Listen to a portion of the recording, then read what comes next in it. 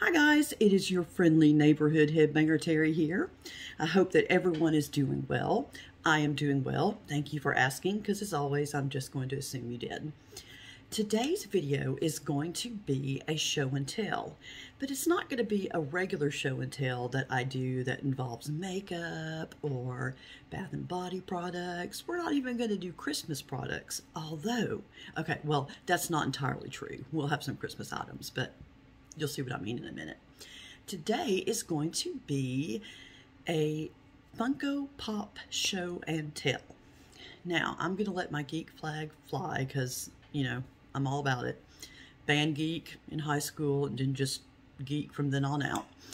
And if you don't know what a Funko Pop is, a Funko Pop is a little vinyl figure about so big, and it is a caricature of famous movie characters, TV characters, comic book characters, musicians. I mean, they do characters of real people too, so musicians, wrestlers, that kind of thing. And the thing that's interesting about them is the head of the Funko Pop is always hugely exaggerated. So all of these little figurines are going to have huge heads because that's just kind of their signal, the way they do. So, some of you may know from a while back that I have been a wrestling fan. I don't watch it as much now as I used to, but in the late 90s and early 2000s, I was all about it. So, I have a couple of wrestling Funko Pops, and we will start out with Chyna. There she is. Now, this Funko Pop is nowhere near, I mean, even remotely near as muscular as Chyna the woman was. Chyna passed away a few years ago, sadly, from a drug overdose. And unfortunately, a lot of wrestlers have dealt with that. Their way of life is hard. They don't get a lot of time off. Their bodies are abused horribly. And so, I mean, that's sad. And it's also sad about Chyna because she got fired from the WWE after her boyfriend started dating the boss's daughter. So she kind of had a rough blow, but she is now in the Wrestling Hall of Fame with this group she belonged to called DX. So that's good to know. But here she is in one of her famous outfits, which was kind of a leather type bikini. She never was one to wear really super skimpy outfits because she was so muscular. But there's Chyna, and there is the back of Chyna, and they give pretty good detail to the front and back of their figurines. And of course, she's got her wrestling boots on because most wrestlers wear boots. So that is Chyna. My other wrestling Funko Pop that I have is one who's very well known to wrestlers. And that is, here we have the Undertaker. Now, the Undertaker kind of had two characters that he played. One of them wore dark robes and an Undertaker's hat, kind of looked like a cowboy hat. And when he came out, his theme music was a funeral dirge, and he was sort of had like a little supernatural thing to him. This version of the Undertaker was a biker. This is called the Boneyard version, and he would tell everybody that the wrestling ring was his yard, and he was the big dog in his yard. This incarnation of the Undertaker is actually quite a bit more like the actual man who plays the Undertaker, Mark Calloway. He is a biker himself, so this was a part of the Undertaker he felt very comfortable playing. You see, he's got tattoos all up and down his arms, which the actual Undertaker does have, of course. He has long hair and braided down the back. He's got his bandana on, even with the little, you know, stuff, the little detailing here. So yeah, this is Boneyard or biker version of the Undertaker. And they're the only two wrestlers I have, but they're two of my favorites. So those are my wrestling Funko Pops. This next Funko Pop is from the movie Inside Out. And even though it's from the movie Inside Out, which is kind of a, you know, it's a Disney Pixar film, so it's kind of a happy Not all of it's happy, though. If you've seen Inside Out, you know that it's got some dramatic parts to it. But this is one of my favorite characters, and she's just meant to be funny.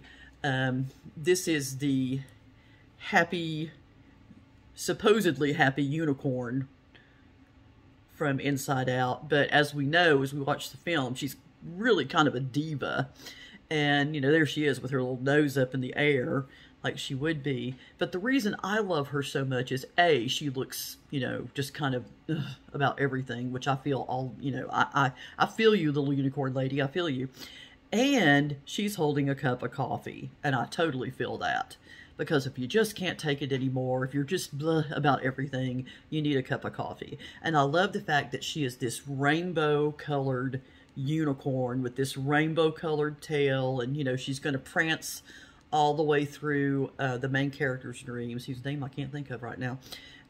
But in reality, when she's in the dream world, like break room, as it were, she is just about things, and she just got her coffee, and I just love that. Because her face, and you know, is just so at odds with the rest of what's going on with her. So, I love her. She's one of my favorites. Okay, next. What shall we go to next? I told you there'd be a few little Christmas things, so let's go ahead and get that done. First up, because ladies always go first, is Mrs. Claus. There she is. She has a few little, let me see if I can get that, a few little gingerbread cookies that she's making. She's got holly on her cute little hat. She's got a very similar coat to what Santa has. And she's wearing a green little skirt underneath it. She's got her red little shoes on. She's just as cute as she can be.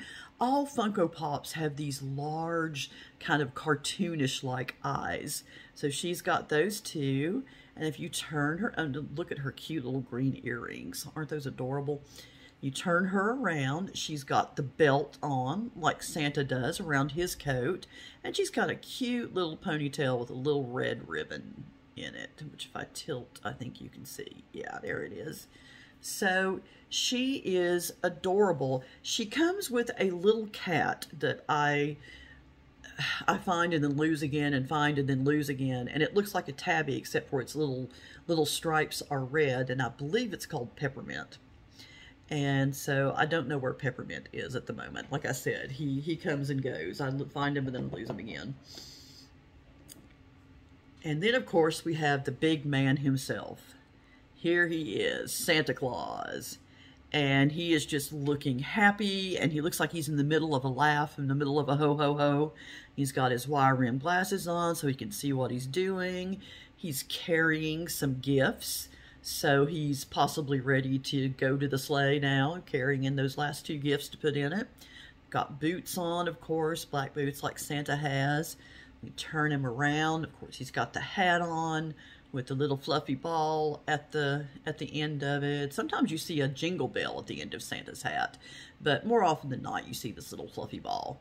And he has his black coat on, of course, and his black boots, and you can just see his pants with the little fur lining around them as well. So there are my two Christmas Funko Pops. I think I have a Christmas Mickey Mouse too, but he's packed away at the moment with my Christmas stuff. So he'll be out when I show you guys whimsical Christmas stuff this Christmas. All right, moving on. Let's move on to kind of what I call my miscellaneous collection. And right now, the only musical Funko Pop that I have, and I'm hoping to change that soon, is Billy Idol. Yes, this is Billy Idol singing with a rebel yell, mo, mo, mo. My high school team was called the Rebels, and so every time I hear rebel yell, I'm transported back in time to a gymnasium with that blaring out and 1,400 kids yelling, mo, mo, mo. Anyway, here he is. He's got, of course, his microphone. He's wearing all of his jewelry and his chain belt, and he is completely and totally decked out.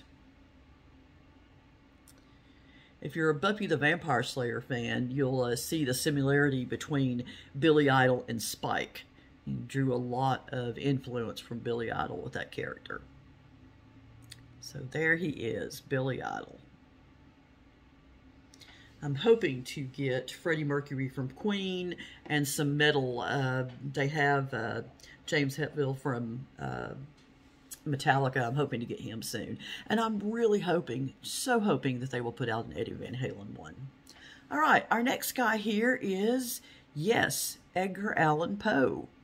Here is Mr. Edgar Allan. He's dressed all in black, like you might think he would be given the happy nature of his literature. And what is he holding in his hand? Of course, he's holding a raven. No word or not on whether it keeps saying nevermore. My guess is probably so. So there he is, Edgar Allan Poe. Of course, you turn to the back and there's the detailing there. He's all dressed up in his nice black suit with his cute little mustache here. You gotta love that. All right, these last two Funko Pops we looked at have been real people, and we're going to continue that with another real person, and that is Her Majesty the Queen. Yes, we have Elizabeth II here. Elizabeth II, the longest reigning monarch now. She's actually beat out Queen Victoria. Kind of amazing. She's getting ready for her 75th Jubilee. So that's kind of astounding. She's, I believe, 95, 96? 95, I believe. So here she is in one of her lovely little coat outfits. She always matches up her overcoat to the dress she wears underneath. And she's got her hat on because, of course, in English society, you're always going to have a hat with a little feather detailing right here. And she has her black, she always has black sensible shoes on, particularly since she's gotten older, and I don't blame her. If I were 95, I would have sensible shoes on as well. And she's always carrying her purse. She always has her purse with her, no matter where she's going. She always has this little sort of hobo-like shape, but very small demure purse. And I've always wondered what's in that purse. Is it like moisturizer and a lipstick? Is it the codes to the English nuclear weapons? I don't know. I don't know what's in that purse. If you know what she carries in her purse, let me know. And here is the back of her. And she comes with a little corgi. She came with a little corgi figurine that's about that big. So there is Her Majesty the Queen, Elizabeth II. Now we're going back into people who don't exist. People who, the people who play them exist, but their characters in and of themselves are fictitious. And of course, I can't have a Funko collection and can't be, into the metal goth thing without having Morticia Addams. So here she is, Morticia. She has the dress that fits, of course, skin tight until you get down to the very bottom and have these little tatters, these little things that splay out at the bottom, which is why she always had to walk like this, because she couldn't move her legs. So there you go. And here she is. They've sort of put a gray pallor over her, which I don't know what it would have been in color.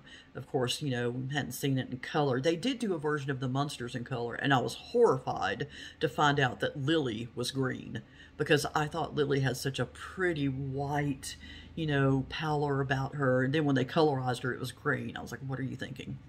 You just made her look scary instead of gothically beautiful. Anyway, so there she is. Turn around to the back, and you see her hair coming down. Now, obviously, her hair is not as long as the actual Morticia's was. Morticia had longer hair than this. But there you go. And doesn't she look adorable? Now, I do not have Gomez. I've not seen Gomez. They probably make him. I just haven't seen him out to where I could buy him. All right, now it's time to go to superheroes. So we'll start out with 1960s Batgirl. This was a gift from my daughter C. she remembered me telling her how I used to watch, now, and even the original Batman series is before my time, before I was born. But when I was a kid, I would watch reruns. And I was always excited when they got to the part of the series where Batgirl made an appearance. And of course, as you all know, she's Commissioner Gordon's daughter, Barbara. But when she's not being Commissioner Gordon's daughter Barbara, she's being Batgirl. She had this awesome purple suit that was kind of sequiny on the show, kind of sparkled a little bit. She had this awesome cape that came down the back, and she had red hair in her suit. Barbara Gordon had dark hair, like a dark brunette, dark brown color, but Batgirl had a wig, and it was red. And she had these really cool yellow gloves that she wore, and she was all about purple and yellow, except for her cowl, which was black. And she was so cool to me because she rode a motorcycle. She rode a motorbike, I guess the Bat bike, if you will. And I thought that her motorcycle was like way cooler than the Batmobile. I just thought it was totally awesome that they gave her such a cool ride. So there is Barbara, aka Batgirl, from the 1960s. The next thing I have to show you is also from the DC universe. And it was also a gift from Chelsea because she remembered me talking about watching this show when I was, gosh, when was Wonder Woman on? 80s, early 80s. I would have been like 12 or 13 when I was watching this. So I thought that she was so cool. This is from the Wonder Woman 1984 movie, but her suit looks almost exactly the same as the one from the 1980s series.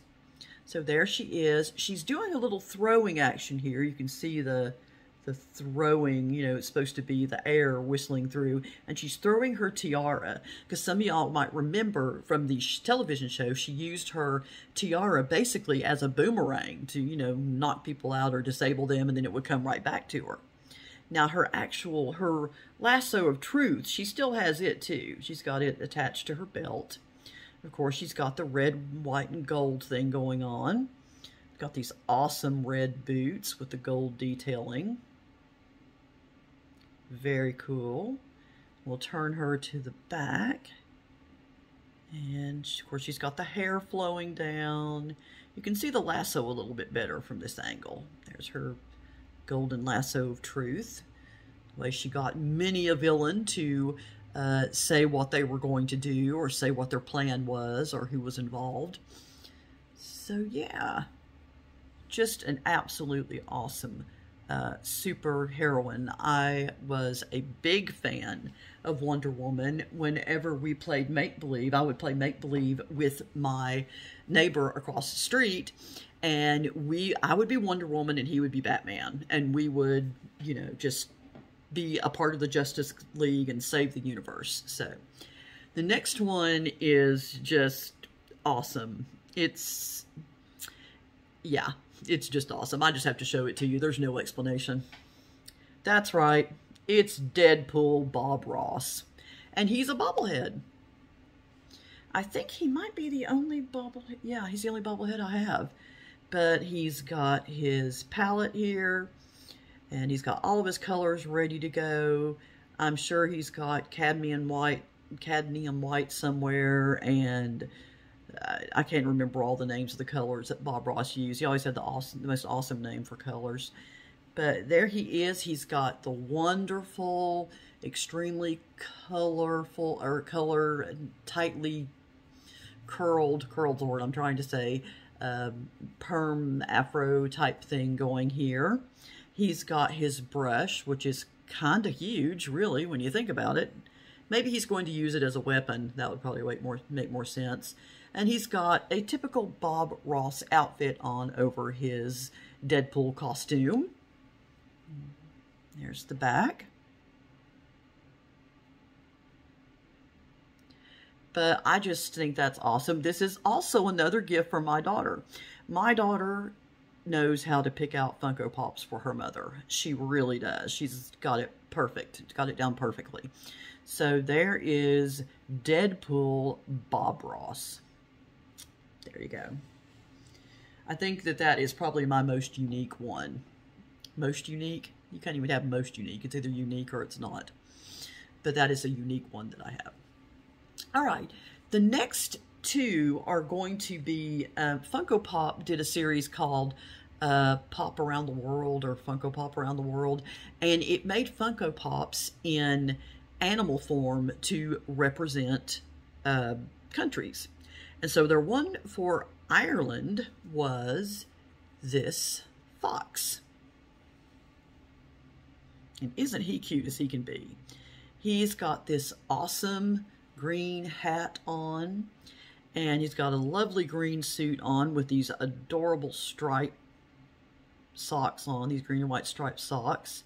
And in one hand, he's holding a piece of gold, and in the other hand, he is holding a 4-leaf clover. So he is just as Irish as he could be. The only way he could be any more Irish would be if he were holding a glass of whiskey. I know, that's horrible. That was a horrible stereotype. But yes, he's just as cute as he can be. He's all decked out in his Irish finery, ready to celebrate St. Patrick's Day. So isn't he cute? I guess I can make fun. I'm partially Irish, so... And the next one we have from the Pop Around the World series, I don't have as many of these as I'd like to. I just have 2. I think they've made 4 or 5. But this is a bulldog dressed as one of the palace guards from Great Britain. Isn't he awesome? Now, if you're wondering why bulldogs have been a symbol for Great Britain for quite a while. And I know that Winston Churchill kind of looked like a bulldog. I think that's when it started. And he was gruff, and he was tough, and he was determined. And so, you know, all the characteristics of a bulldog. So there we have a bulldog dressed as a palace guard, a Buckingham Palace guard. And, excuse me, I'm so sorry, he's holding a cup of tea. So like every good British citizen, he's got a cup of tea. He must be on break, because palace guards are well known not to move while they're on guard. Not to smile, not to do much of anything except stand there and guard. So he's clearly on a break. And he's probably, my guess is he's having Earl Grey. That would be the kind of tea he's having, I'm thinking. So he's adorable, isn't he? All right. And then our last, I saved the best for last. Of course, I think it's the best. But another literary character we have here. That's right. It is the BBC version of Sherlock Holmes. In other words, the Benedict Cumberbatch version. Anyone who knows me knows that Benedict Cumberbatch is my favorite actor, not just because of Sherlock Holmes. I truly think he's the Sir Laurence Olivier of our time. I think he's an incredible actor. I've seen him in several things other than Sherlock Holmes, but he is my favorite Sherlock. And here he is, dressed in his Belstuff coat, his long coat, and his ever-present scarf that he loops around his neck. And I thought it funny, they put him in the purple shirt. The purple shirt has quite a reputation among Sherlock, BBC Sherlock fans, in that a lot of women, okay, myself included, sorry Bill, think that he just looks really fantastic in that purple shirt. It's a good color for him and a good fit. So I think it kind of funny they put him in the purple shirt. I thought that was kind of awesome. And of course he usually is wearing black gloves. Unless he's examining something, and then he takes them off, of course. And there he is from the back. The coat, of course, like all good long coat and trench coats, has a belt that goes around it. This, people were dying to get their hands on this coat. This is a real coat that is made by a real company. And they couldn't get their hands on it and got really upset because everybody wanted Sherlock's coat. Men, women, everybody. But this is probably my favorite of my Funko Pops, and it's odd that I should say that because it was lost for a while, and my daughter found it in mine and my husband's room, I think in the floor, maybe. So I need to take better care of my favorite Funko Pop, don't I? All right, guys. These are the ones that I have. I am still collecting, so maybe I'll do a part 2 of this, or maybe I'll show you my daughter's because she has a bajillion and 6 of them. I hope you guys are doing well. I hope you're staying safe. Get vaccinated if you haven't. And if you don't want to get vaccinated, then just don't stand so close to me, as the police would say. I love you guys. I hope you're doing well, and I'll see you in the next video. Bye-bye.